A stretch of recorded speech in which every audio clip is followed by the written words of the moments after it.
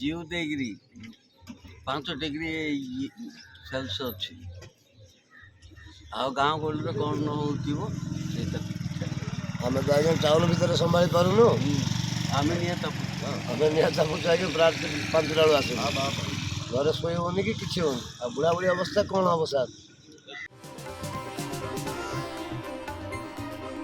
माघ मासरे बाघ शीत शीत ऋतु सरी आसवा बेलू कंधमाल जिला उदयगिरी अंचल में लगाण शीत और प्रबल जाड़े प्रकोप असह्य होती जनजीवन विगत 3 दिन हेलाणी मनुष्यठू आरंभ कर पशु जंतु अत्याधिक जाड़ा जो हंतसंत होती विभिन्न स्थान में तुषारपात सहित प्रबल कुहुड़ी होता देखा मिली पाणीपाग विभाग सूचना अनुसार आज सर्वनिम्न तापमात्रा 3.5 डिग्री रही बेले शनिवार 3.2 शुक्रवार सर्वनिम्न तापमात्रा 3 डिग्री सेल्सियस रही किछि दिन व्यवधान पर हठात तापमात्रा ह्रास हो स्थानीय अंचल में शीतर प्रकोप वृद्धि पाई जहाँफल जनजीवन अस्तव्यस्त हो पड़ी उदयगिरी सर्वनिम्न 3.5 डिग्री तापमात्रा रही किंतु आखपाख गाँ रटिंगिया झिमांगिया मुकलिंगिया गुंदाबाजू लाएरेजू भली जंगल पहाड़ पर्वत नदीनाल झरणा निकटवर्ती अंचल में तापमात्रा आहुरी कम रहुथिबा तथा 0 डिग्री होई तुषारपात हेउथिबा ग्रामवासी शुणा मिली तेबे उदयगिरी तथा आखपाख अंचल में अत्याधिक शीत अनुभूत होउथिबा जोगु संध्या हेले बजार खाली खाँ खाँ हेउछि सहर ठंडा कालर प्रकोप रे 8टा पर दुकान बजार बंद हेउछि वृद्धठू आरंभ करी युवपीढ़ी समस्ते घर मुहा काम देउनाही शीत वस्त्र ग्रामांचल में घरे घरे निया शीत दाउरू रक्षा पाई सहारा हेउथिबा देखिबाको मिलुछि कंधमाल जिलार उदयगिरी ब्लॉक राज्यर सबु जिलाठू अधिक शीत और जाड़े थरुवा सहर भाव में परिगणित होता बेले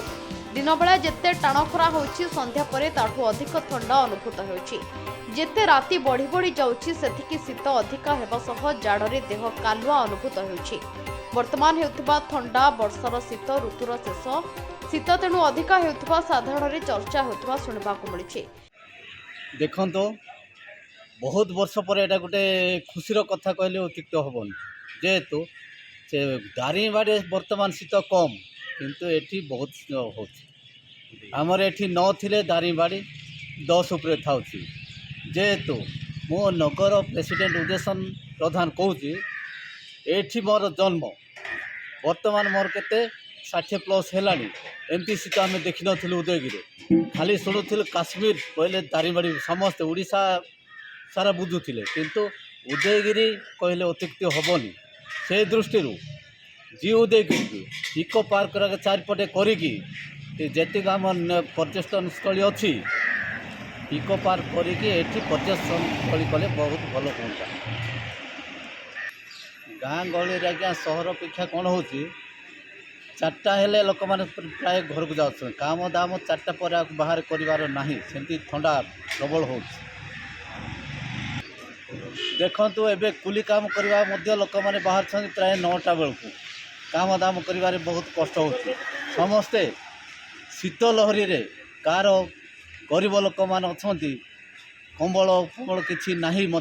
से माने निया दाउरू केमती शीत दाउरू रक्षा पाइब बोली काठ संग्रह करके समस्ते